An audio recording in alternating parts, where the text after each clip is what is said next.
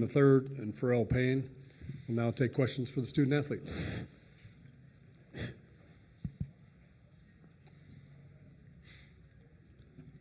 Olin Buchanan, Texas. Wade, I'm curious, when did you learn that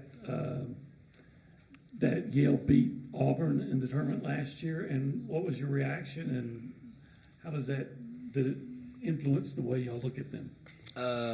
No, I wouldn't say that. I've learned it last year when we was in the tournament. We was playing our game. And, just being a kid or being a person who likes ball, you keep up with all the scores, and you most of the upsets really get a lot of attention. So once Yale won, you seen it, but we had the game to focus on. So I kind of learned about it then, but no, I didn't influence what we got going on now.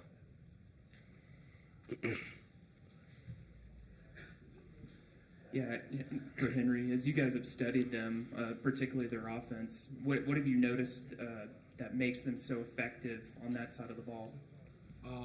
They're a really good team, well coached, very poised team. Kind of like us, a very old team, have played a lot of basketball and are very experienced. And so I think that just speaks to when they play, they're not going to take a lot of bad shots. They're going to value each possession. So that just raises our awareness on the defensive end of how we have to be locked in the whole game and how we have to value each possession on our end too. Let's go here first. Tony Catalina, Austin American Statesman. Pharrell, obviously your size, they try to force feed you in the middle of there, and you guys may have a little bit of a size advantage here. What is your mindset here, kind of maybe getting a heavy workload this week? Can you repeat that, please? It's just like, what is the mindset of obviously you've been force-fed before, but now it's a big stage and you get a chance to kind of go ahead and make this a game of yours here. I'd say my mindset going into it is just being aggressive, continue to play how I play in the post, and the digs come, spread it out to my teammates. Right there. Mark Passwaters with Rivals. Wade and Henry, this is kind of old hat for you guys, your third tournament here together. Pharrell, this is your first with the Aggies. For the first two guys, how does it feel knowing this is the last run? And Pharrell, what's it like to be here on the big stage? Yeah, I got you. I'm excited. Like you said, me and Buchanan done this 3 times in a row. That doesn't happen often, but man, we're thankful to be here. We're gonna come out here and give it our all, knowing that the next game could be our last. But we're just excited to be here. We're gonna be where our feet are, and take every day, one day at a time. First time being here. I'm really excited to be here. My part in this is just helping these guys get some wins. Thank you. Go ahead. Henry, with you guys, a lot of y'all being seniors, this being the last go-around, what do you feel like gives you confidence that you guys are built to potentially make a deep run in this NCAA tournament? I've alluded to it, I think a couple weeks ago. Experience helps you in any field that you're in, whether that's journalism, whether that's working a 9 to 5, whether that's sports. Experience helps you in all of it. And I think experience for us will hopefully help us. We've been in games where we've been down. We've been in games where we've been up a lot. And so I think it's just a mindset of being right where our feet are and not trying to take any of this for granted. We know we have a really good team coming up. The whole team knows that. The staff knows that. So we just have to take it day by day. Let's go over here first. Hi, Mike Kelly with the Associated Press. This is for any of you. What has contributed to your rebounding prowess? And you guys lead the nation in offensive rebounds. What is the key to your success in that area? I would say it's a mindset. There's a lot of analytics that go into it. Everybody likes to talk about it. But it's just a mindset. It's you versus another guy. Somebody's going to get that ball, and hopefully it's yourself. And so I think it's a mindset. I think it's us compounding habits from the summer over time that have been able to show to life throughout the games this season. So I think it's truly a mindset. Yeah, Wade, as y'all studied Yale, what most impresses you about them? That they made it back to the NCAA tournament. They play in a pretty good league. They have a really good team. They play well together. Like Henry said, they're really experienced. That's really impressed me. They play together. They're really experienced. they can really shoot it. Yeah. Right there in front, guys. Hi, Sarah Kelly with the Denver Post. Welcome to Denver, by the way. What kind of problem does Yale's three-point shooting pose for your defense, and how do you plan to contain that? Throughout the SEC, we've played a number of teams who shoot the three ball at a high level. Missouri, Alabama, Auburn. So this is something that we've been tested on before, and we've done well against it. So we're going to keep our game plans. We've learned from those, whether we won or we lost. We've learned from it. We're going to build on it, and we're going to continue to work on it so it comes to life tomorrow. Braxton Dory with the battalion here. This is for any of y'all. How has this SEC play kind of helped prepare y'all for this tournament? I'd say it prepared us tremendously. I mean, most of the teams that are in the tournament are from the SEC, so the harder games, night in and night out, is going to get us ready for the tournament play. Wade, you guys definitely have a certain formula that helps y'all win. How much do y'all have to stake on that narrow path, or can you deviate, you feel like, from it potentially a little bit to make a deep run in this tournament? I think every game that you have to play in the tournament is a different game, but I think the foundation that you built from the beginning of the year is what you have to stand on, because once again, that's what got you here. And I feel like you have to change based on the team you're playing, but I think the main things are the main things, and that's what gets you the win.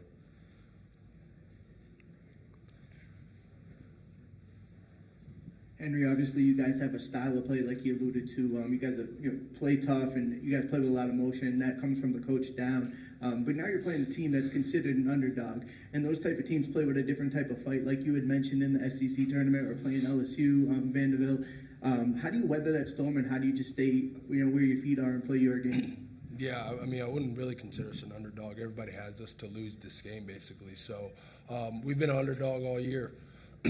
Our whole career, we've been underdogs. Told Wade he was too small. Told a lot of guys on the team, they weren't fast enough, couldn't shoot the ball well enough. So I think everybody throughout their entire life has been underdogs. So I don't think this poses any threat to us at all.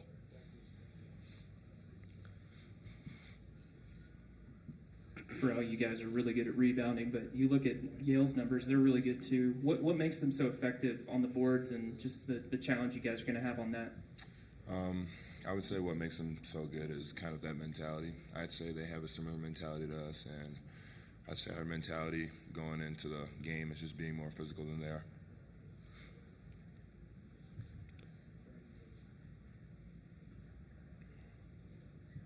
I guess I'll ask the typical question here in Denver. The air's thinner. Have you guys experienced any problems with that so far, or is it something that you're just not concerned about? I would say we're not really concerned about it. Have you had any problems? Yeah, I don't think, we're all good. Mile high, we'll be fine. Anything else? Okay, we'll dismiss the student this time. Thank you, man.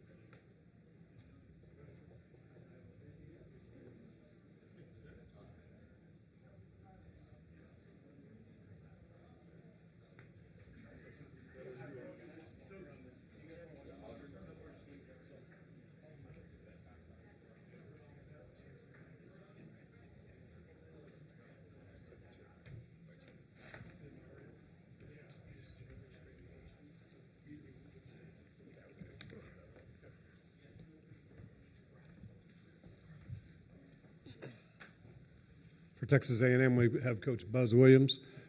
Now open up for questions for Coach.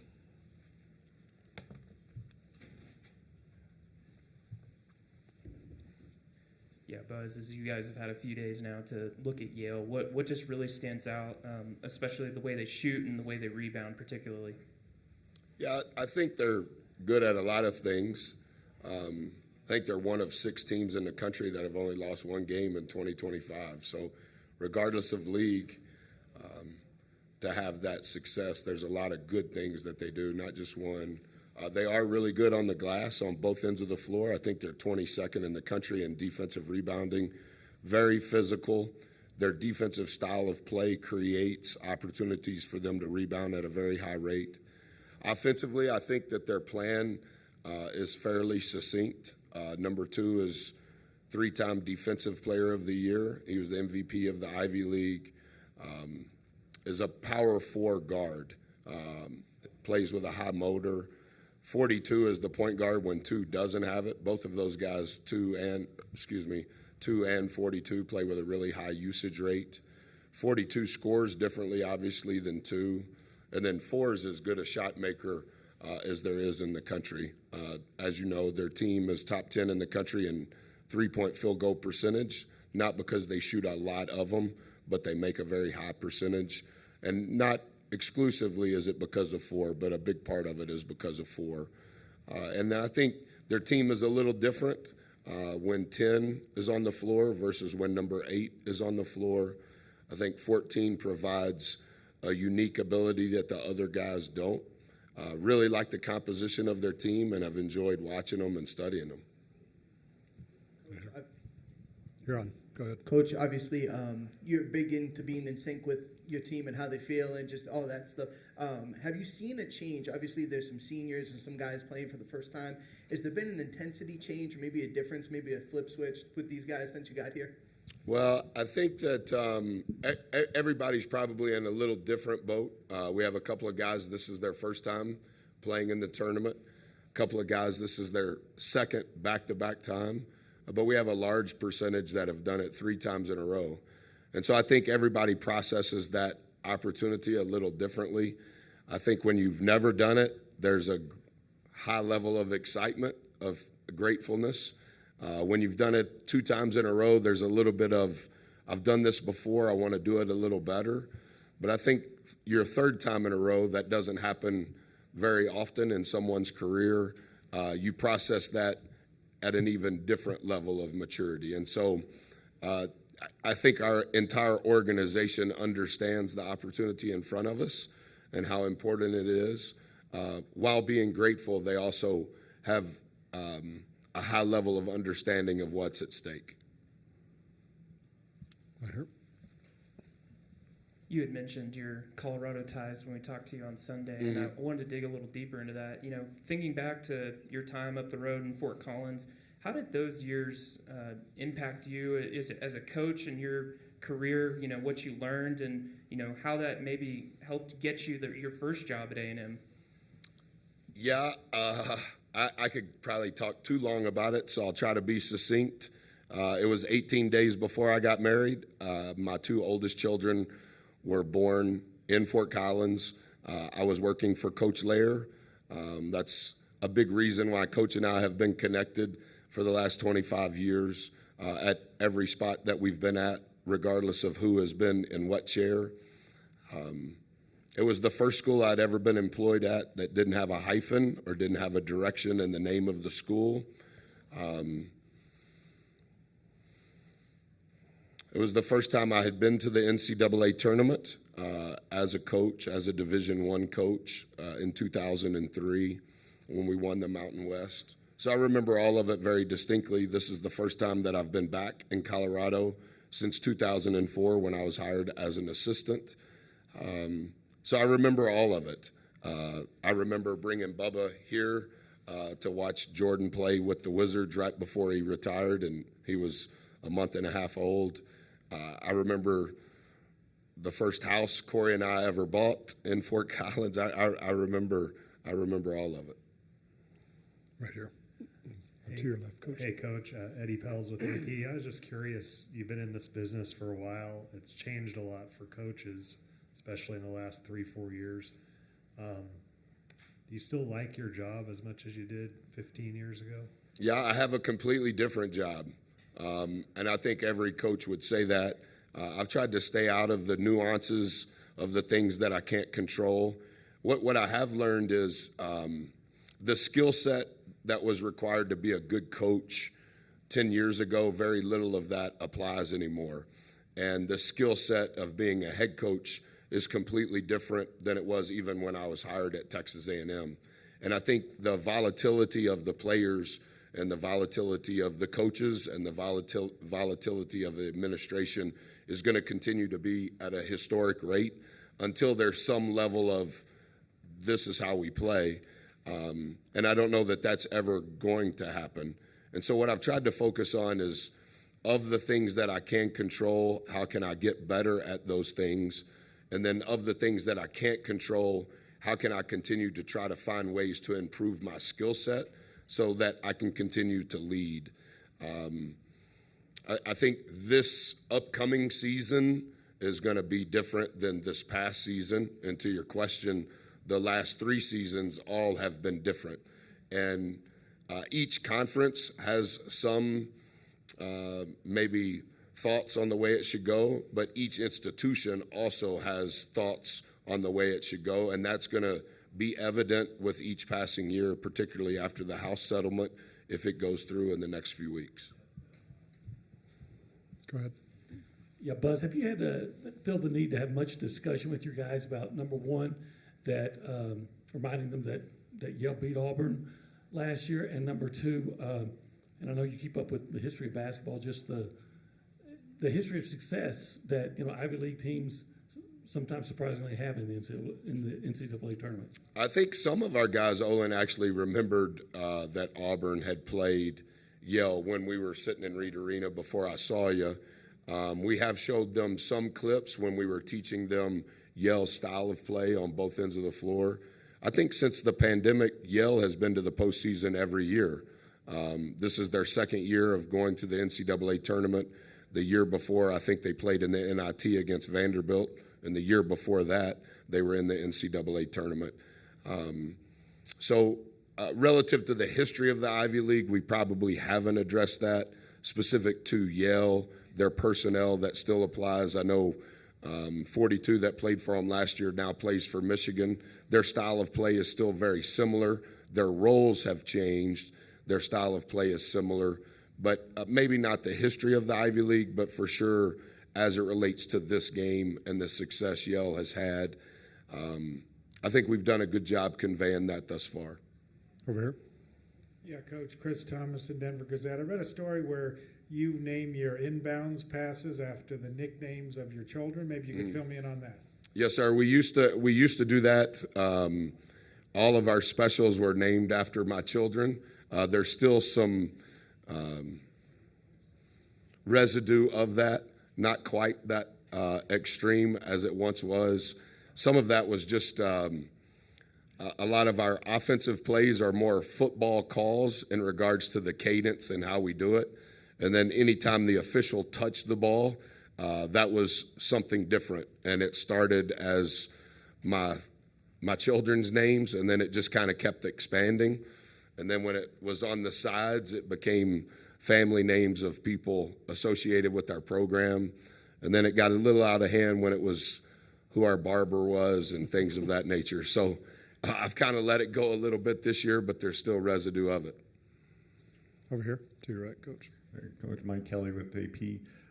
You guys don't have a rotational player that's taller than 6'9", yet you lead the nation in offensive rebounding and top 5, top 6 in overall rebounding. What is the secret to your guys' success in that department? I think Gochi's probably an inch taller than 6'9", but I receive what you're saying. We led the nation in offensive rebounding last year. We did it again this year.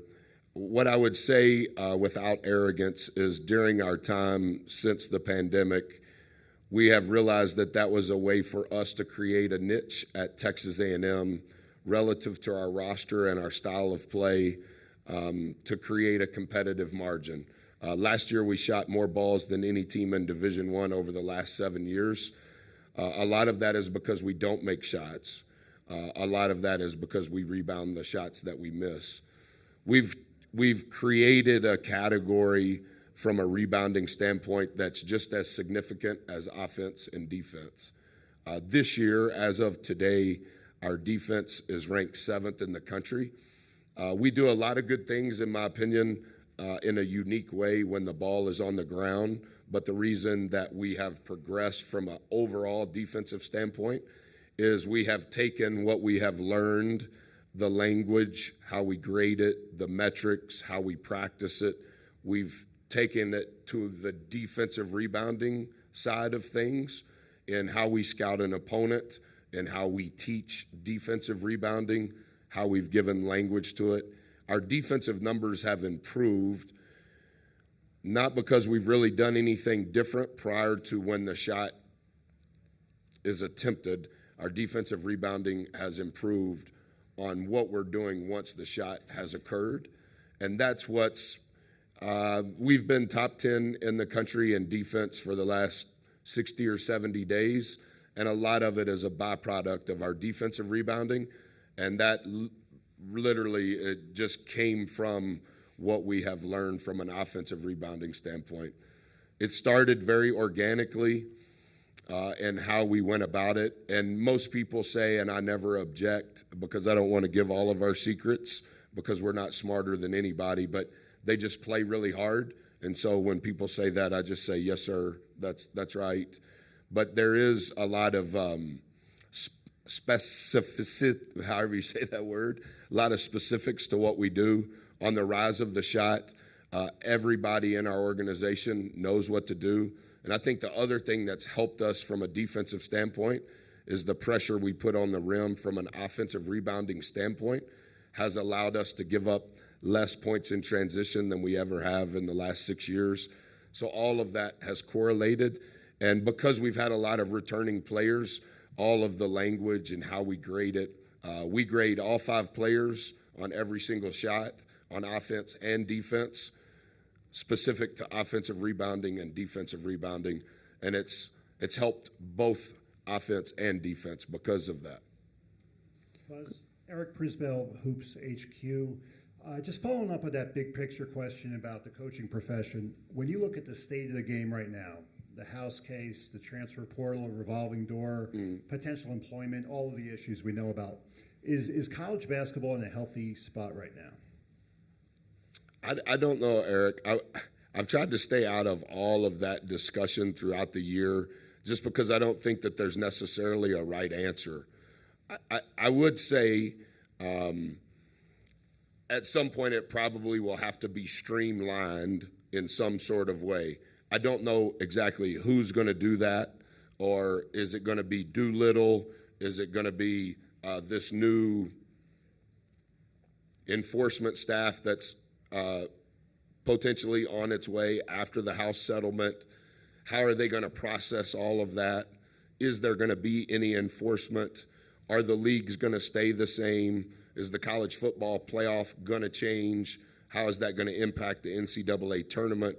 Where does the NCAA fit in relative to all of this? I don't think that I know for sure. I'm not a part of any of those meetings.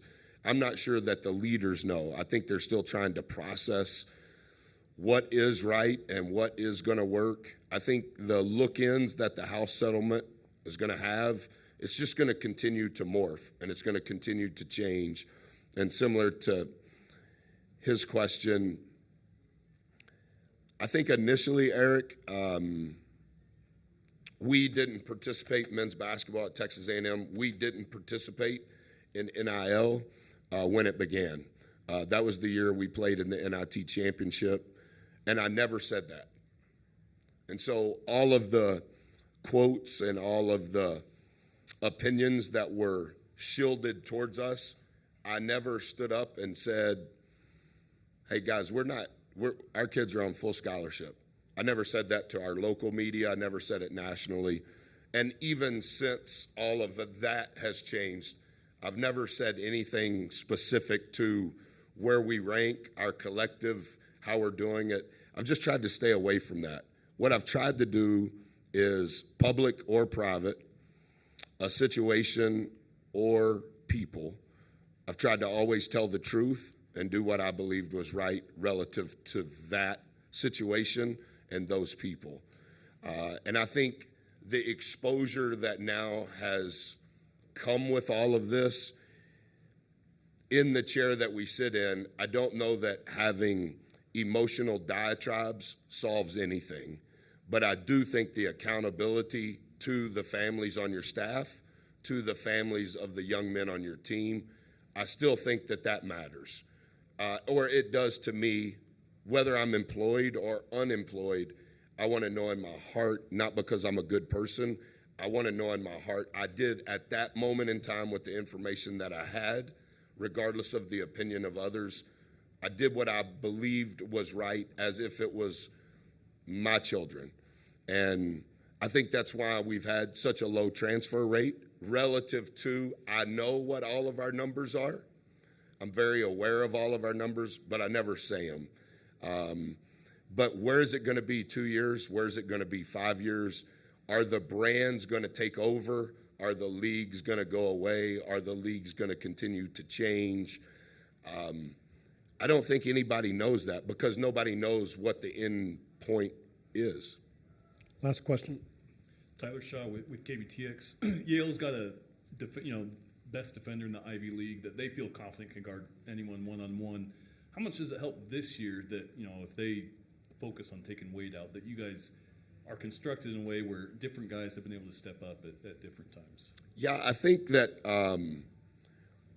we have had a lot of reps of the best perimeter defender guarding 4. And 4 has seen every sort of ball screen coverage possible and every sort of how are we going to guard 4 on the weak side possible. And I think that we've shot more shots at the rim than we have in previous years. Some of that is personnel based, and some of that is to your question. I think that's also why 4 has shot less balls than he has since he was a freshman. Our roster has changed. How we're trying to distribute offense has changed. We've tried to hold on to offensive rebounding as a big bucket for us. We've tried to hold on to we want to get fouled and make more than the opponent attempts. We've tried to hold on to some of those things, but it's morphed into other things. Part of it is the ability that 4 has to win a game by himself, but part of that is our returning players and also our newcomers. Okay, thank you very much, Coach. Thank you. Remind you once again, Hammond Communications will post recordings of this press conference in the NCAA Digital Media Hub at ncaaveritone.com. Transcripts are also provided by ASAP and posted shortly. Thank you. I didn't know if that was public service announcement. It sounded like I didn't want to one. leave and be disrespectful. You're the first one. Oh, and I wanted to sit there like it was still a part of the press conference. Thank you. Thanks, Coach.